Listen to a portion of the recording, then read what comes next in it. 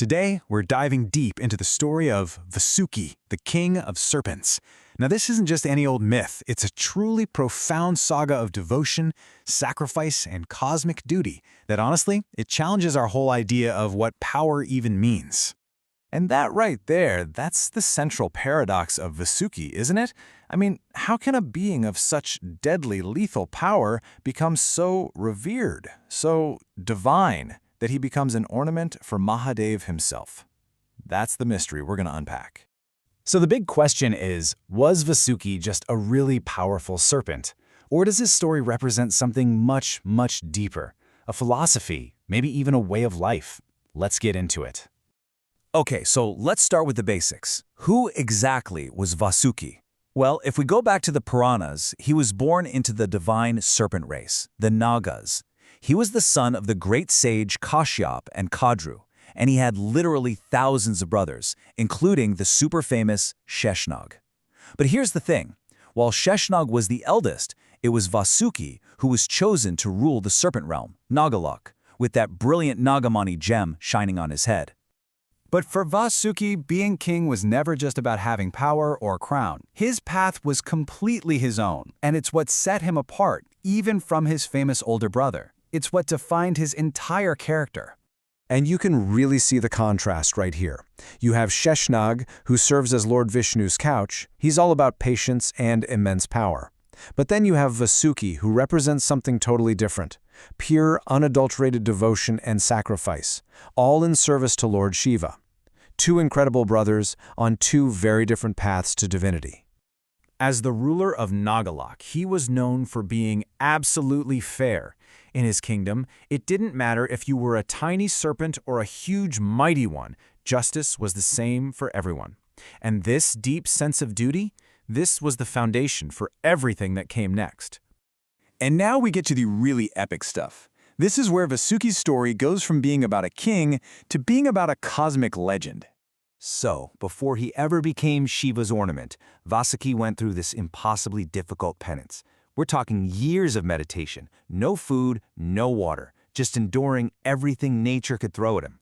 So when Lord Shiva finally appeared, totally impressed, he offered Vasuki anything he wanted: wealth, power, immortality, you name it.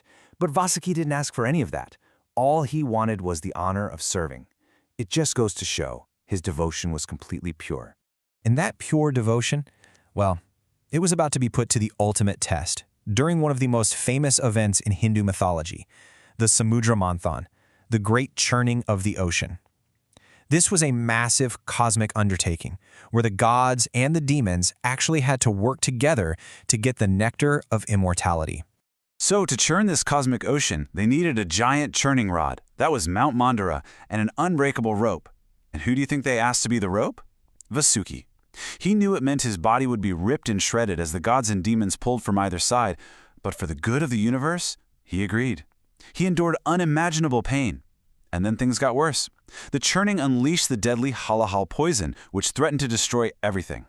Of course, Lord Shiva drank the poison to save everyone, but it was Vasuki's body that was the instrument of it all. What a sacrifice. And this wasn't a one-time thing either. This level of service was just who he was. Vasuki became the bowstring for Shiva's divine bow during the destruction of Tripura. And way later, during the Mahabharata, he gifted the Pandava brother Bhima the strength of 10,000 elephants. Time and time again, he just gave without ever asking for anything in return. But you know, Vasuki's greatest trial wouldn't come from gods or demons. It came from inside his own family. A terrible curse born from pride. The whole story starts with what seems like a simple bet. Vasuki's mother, Kadru, bet her sister Vinata about the color of a divine horse's tail. Kadru said it was black, Vinata said it was white, and the stakes were high. The loser would become the other's slave for life. Turns out the horse's tail was white. So, facing a lifetime of slavery, Kadru ordered her Naga sons to go wrap themselves around the tail to make it look black. But many of them, including Vasuki, refused to be part of the deception. And in her rage at their defiance, Kadru unleashed a truly horrifying curse on her own children. And curses, well, they have a way of coming true. Generations later, that curse came to pass in a terrifying display of vengeance. It fell to Vasuki, the king, to find some way to save his people. The moment of reckoning was the Sarpa Yagna, the great serpent sacrifice. A king named Janemajay started this massive fire ritual with one goal in mind: to wipe out every single serpent from existence as revenge for his father's death. And it was working. As the powerful mantras were chanted, Nagas from all over the world were helplessly, irresistibly pulled into this raging fire. Can you imagine? Vasuki, as their king, could only watch in absolute horror as his subjects, his brothers, his entire race was being annihilated. The grief must have been just unimaginable. But just when all seemed lost, there was this tiny sliver of hope. A prophecy had said that Vasuki's own nephew, a wise sage named Astika, would be the one to stop it all. So Astika went to the sacrifice, and with his incredible wisdom, he just completely captivated King Janamejaya. The king was so impressed, he offered Astika any boon he wanted. And Astika asked for just one thing: stop the sacrifice. And just like that, the Naga race was saved. So after all of this, all these trials, these immense sacrifices, these incredible acts of devotion, Vasuki's greatness was finally recognized by the absolute highest authority in the entire cosmos. And this brings us to the ultimate validation.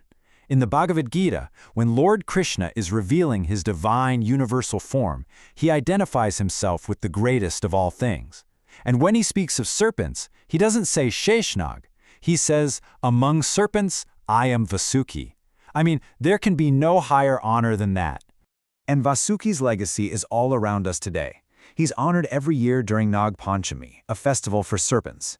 He is, of course, forever immortalized around the neck of Lord Shiva in every temple and every piece of art.